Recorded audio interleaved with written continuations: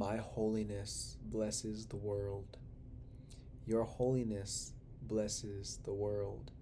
What's good, fam? We made it to lesson 37 of A Course in Miracles, and we're going to understand today why and how our holiness blesses the world. Now, like we've talked about every single day since today, we have talked about how holy we really are. Me and you are love and light. We are extensions of love and light. We are extensions of that creator of ours, that oneness. Me and you are more connected than we may think. Although we may not know or recognize each other in these physical bodies, me and you have a lot more in common than we may know. And that holiness that me and you are is what is blessing the world. And let's think about that. Me and you have been here for the last 37 days, and we have been enlightened in this woke state of mind. We have been awake. We have been aware of our true nature. And remember that our true nature is the same as every single other person here on this planet, in this world right now. Our true nature is love and light. We are not these bodies, and this body is only holding in something much more larger and greater, and that is who we really are, what this body is containing. And the body is not who we are, and that's necessary to repeat today and get in our minds, because whenever we know that we are not this body, we understand that the light that we are is shining and enveloping everyone and everything in our presence, and even not in our presence. And let's think about why this makes sense. Me and you are holy. Me and you in this moment have remembered who we really are. Like the children, they know. They may appear not as smart as us because they don't know how to speak with vocabulary and words yet, but they haven't learned anything that has caused them to forget their true nature and who they really are, which is why whenever you go around a child or a baby who hasn't forgotten who they are, you feel good around them. You feel love. You feel that oneness that they're reminding you that you are a part of and never got disconnected from. Or whenever you go around animals, because animals are a part of that same oneness that me and you are a part of, and they do not have the thinking mechanism in the way that we do, so they can't really detach themselves as much as we can from source energy and God, because that awareness remains in their mind untouched, and you see that through them. That's why when you see a dog or your favorite animal, you just feel so good around them. Most of the time, if you feel anything other than that around any animal and you want to do something to harm them, you are projecting that internal fear onto not only that animal or baby or whatever you see, but that's what we're doing 24/7. Whenever we are unable to perceive the love and light that is in everyone and everything, when we're unable to see that, in that moment we can be sure that we are asleep, because if we can't see that, we are forgetting about it in ourselves. And whenever we know that that's who we are, we also know that that must be who everyone else is as well. So this recognition that me and you are in today, this remembrance that we are one with God. And let's go back to lesson 35. My mind is part of God's. I am very holy. Your mind is part of God's. You are very holy. My holiness envelops everything I see. Your holiness envelops everything you see. And now for today, my holiness and your holiness blesses the world. Now let's talk about why that is before we dive into this lesson. My holiness and your holiness is our remembrance and awareness of who we really are. And the holiness is always there, regardless of if someone is aware of it or not. It is always there. You can't change the fact and truth that you are holy, because truth means that it is unalterable, it is unchangeable, it is truth, always has been this and always will be this and will never change. And that is truth. Me and you are holy, and so is everyone else. And because me and you are aware and have remembered that holiness that we are, we get to walk around this planet, and by our light being so free and shining through us, because we're not doing anything to resist that light, we are allowing all of it to shine through. People will feel that, and if they are unaware of what me and you know, they will be in that moment, they will get the impulse to speak to you, or you will get the impulse to speak to them, or they will feel that love and light that they really are whenever you're in their presence. Whatever the case may be, your holiness is blessing this world, because you are reminding, in your woke state of mind, you are reminding me, you are reminding your loved ones, your friends, people that you see every day, and even people that you don't know at all. You are reminding all of us of that same love that exists within us as well. And because me and you are in that state of mind right now, we are just blasting our holiness everywhere we go, to everyone that comes across us. And we can't not do that. It is just natural, because me and you are not doing anything to resist that light from shining through. All there is light. Whenever you go in a room with a light on, you don't go say, let me turn on the black ink switch to cover this light. The switch simply just resists the electricity, so that way the light's not shining in the room. But if there was no resistance, the light would be there.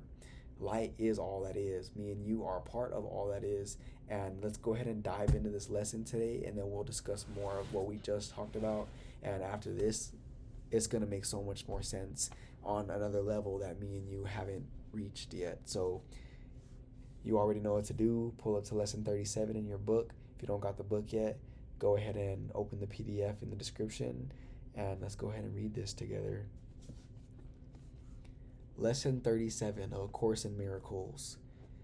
This idea contains the first glimmerings of your true function in the world, or why you are here. Your purpose is to see the world through your own holiness. Thus, are you and the world blessed together. No one loses. Nothing is taken away from anyone. Everyone gains through your holy vision. It signifies the end of sacrifice, because it offers everyone his full due. And he is entitled to everything, because it is his birthright as a son of God. Me and you, as children of God, are entitled to everything. We are entitled to everything. It is our birthright. There is no other way in which, and one more thing I do want to say, have you ever noticed that whenever you don't get what you want, you get angry? Think of a child. Whenever they don't get what they want, this extension of pure positive source energy, who is always getting what it wants because it is its birthright, extends itself into this body, which is so foreign, because this body is like that light resistance switch that we were talking about. This body is unable to just hold all of that love. It's a resistor, so to speak, because this body's obviously limited. There's things that we can't do with this body that we would be able to do if we were not contained in this body. But think of a child. They are used to getting everything they want. All of us are, because we are part of and one with all that is. So whenever we come to these bodies, we get angry when we don't get what we want, because we know deep down in our soul that is just so foreign. Like, that is not normal to not get what you want, because you are a child of God and you are entitled to everything that you desire, and it is your birthright. So whenever we're not getting that, something has gone wrong, and me and you can do the best we can to be in this enlightened state of mind with no resistance, and allow that fullness of source to flow through us, and allow that thing that we desire to come in the fastest amount of time in this world. And it must. And if it doesn't, then it is because, and only because, me and you are doing something with this powerful tool of ours that we are training. We have been doing something with this tool that is resisting all that abundance to flow through. And that is what me and you have been learning for the past month, is how to is unlearning everything that we've learned that is causing that resistance. So let's go ahead and continue. But just remember that you are entitled to everything, because it's your birthright. There is no other way in which the idea of sacrifice can be removed from the world's thinking. Any other way of seeing will inevitably demand payment of someone or something. As a result, the perceiver will lose, nor will he have any idea why he is losing. Yet is his holiness restored to his awareness through your vision. Your holiness blesses him by asking nothing of him. Those who see themselves as whole make no demands. Me and you, because in this moment we see ourselves as whole, we make no demands. We need nothing from nobody. And because we are just being aligned and talking to somebody because we want to talk to them and see their perspective and what's going on in their personal lives, and we're not asking nothing from them. We don't need them to do a favor for us. We don't need no money from them. We're not calling their phone because we need something from them. Just simply checking up and being in your state of wholeness, therefore not demanding or needing anything from this person, and allowing them to just be free and reminding them of the light that they are. It's that simple. Those who see themselves as whole make no demands. Your holiness is the salvation of the world. It lets you teach the world that it is one with you, not by preaching to it, not by telling it anything, but merely by your quiet recognition that in your holiness are all things blessed along with you. This is so true. This is so true. All things are blessed along with you. Today's 4 longer exercise periods, each to involve 3 to 5 minutes of practice, begin with the repetition of the idea for today, followed by a minute or so of looking about you as you apply the idea to whatever you see. My holiness blesses this chair. My holiness blesses that window. My holiness blesses this body. Let's do a few together. My holiness blesses that wall. My holiness blesses you. My holiness blesses the device that this is being recorded on. My holiness blesses that water. My holiness blesses everything I touch, and it turns to gold. Then close your eyes and apply the idea to any person who occurs to you, using his name and saying, "My holiness blesses you." Now let's go ahead and do this. You are going to think of your people. I'm going to think of my people, and we're gonna bless them right now. Okay, let's go ahead and begin. My holiness blesses you. My holiness blesses you, Mario. My holiness blesses you, Ruby. Just like that. You may continue the practice period with your eyes closed. You may open your eyes again and apply the idea for today to your outer world if you so desire.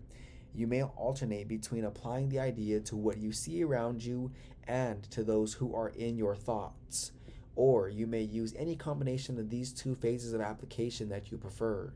The practice period should conclude with the repetition of the idea with your eyes closed and another following immediately with your eyes opened. The shorter exercises consist of repeating the idea as often as you can. It is particularly helpful to apply it silently to anyone you meet, using his name as you do so. This is stuff that you don't have to, again, boast about. You don't have to tell the world or try to convince anyone of your way of thinking. I don't convince anyone to think like this. If they are interested and they are willing and they are wanting and desiring to just wake up and finally see the world as it really is and become more and continue to keep up with the expansion of who they really are, then they know where to find me. But I don't need nobody, and I don't need everybody to know what I know, because that's the specialness of this world. That's the specialness, that there is diversity. There's people who know and there's people who don't know. There's people who are awake with you and there's people who are asleep. If everyone was awake, there would be no one to wake up. So the fun in this world is all over the place, and there's nothing that we have to make happen. Just go with the flow, you feel? And I'm learning this too, trust me.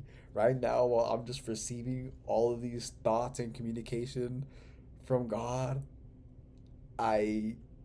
I believe that I'm communicating this very well and it sounds really good. But whenever I am out of the practice period, I close the book and I close the camera and I go back to my world. I do fall asleep. Trust me, I still have my fears and whatever that go through my mind, but this is why me and you are here together, to release all that junk and to be in this state of mind more often than not. Like, that's it. And I have to continue to say there's nothing serious going on here. And although whenever I close this camera and I go in the real world and it feels so serious, I do my best to repeat these lessons and repeat them and repeat them. And not only these lessons, but what's in the text and any form of knowledge and truth, because the more that I hear that information and receive that information and truth and knowledge, then the more easy it becomes to think those thoughts. Because remember, me and you, with every single thought we give attention to, is getting stronger and stronger and stronger and growing. And that is why it's important for this time that we spend here together every day that we speak abundance only and truth only, because as we speak it, it becomes strengthened in our mind, and we are just building a more stable and solid highway in our minds that allows us to drive this way easier and easier and easier until we give no attention to our old way of thinking, and that highway, because of no use, just crumbles and falls away, and we will never be able to even think the way that we've thought before, because we have deactivated it for so long by activating this new way of thinking that it will just perish all by itself without us having to do a thing. All we are doing is just activating something new, so that way the previous thing that is now obsolete can make its way out of your consciousness, and you will no longer have those uncontrollable and irrational emotions. I will no longer have those fears that pop up in my mind because of things that happened in the past, because I healed to them and forgave everyone and everything, including myself, for whatever happened in that moment in time in the past. Like, there's just so much to this that me and you are learning right now, and it's unbelievable, because the fact that me and you are even here together receiving information of this purity and truthness is just kind of mind-blowing to me. Like, I am surprised that I came across this when I did. I'm very grateful, because now I have the rest of my life to enjoy the knowingness of this information. And all there is really now in this instant. And we'll talk more about now. We've been talking about it already, but the text describes now a lot. Now is the only time there ever is. Right now, and now, and now, and now. That's all there ever is. Whenever you're thinking of the past, you are only doing so in your mind. You are not bringing it back, and you're doing it now. So although we may be dwelling on the past, and we're in the cycle of worry and woe is me and what we should have done better, we're doing it now, and we're creating more of the past now, because we're thinking the past now. Or when we're thinking of the future, we're doing it now. When we're having faith for the future, we're doing it now. Whenever we're anticipating the future, we're doing it now. And it just flows. So don't stay over there too long, or over there for too long. And whenever you are over there in the past or the future, just stay aware that you are doing it now. Make a conscious, deliberate decision. I am going to reminisce on the past right now, and I am going to take this journey to the past, but I'm going to stay awake while I'm in the past, so I don't get carried away while thinking those thoughts and forget that heaven is now and my alignment is now. So, or even the future, I am going to take a deliberate journey and trip to the future, and I'm going to go plan and pre-pave the road for what I would desire to come to pass over there in the future. But while I'm doing it now, I'm going to remember that I'm doing it now. I'm going to stay awake. It's kind of like lucid dreaming. It's like you're going to sleep, but you're going to be aware that you're sleeping. You're traveling to the past, but you're going to be aware that you are doing it now. And that's all it is. It's just power of awareness. Again, just be aware. That's it. Just be aware. Whenever you're feeling fear, be aware and allow it all to soak in, but be aware that you're doing it. Whenever you're feeling scared, let it soak in, but be aware while you're doing it. Because whenever you're not aware that you're feeling fear or feeling worry or doubt or anger or any of those emotions, you think that that emotion is consuming you. It feels like you're powerless. It feels like I'm powerless whenever I'm asleep and I think that that emotion is consuming me. But whenever I know that I'm aware and I snap back into reality, I'm like, all right, I know that I'm feeling something right now that is making me angry. I know that I'm feeling something right now that is making me annoyed, but I'm aware now. I remember who I really am, and I'm just going to allow this emotion to subside naturally. So that is it for lesson 37 of A Course in Miracles. And may you never be the same. We will be back here tomorrow for lesson 38.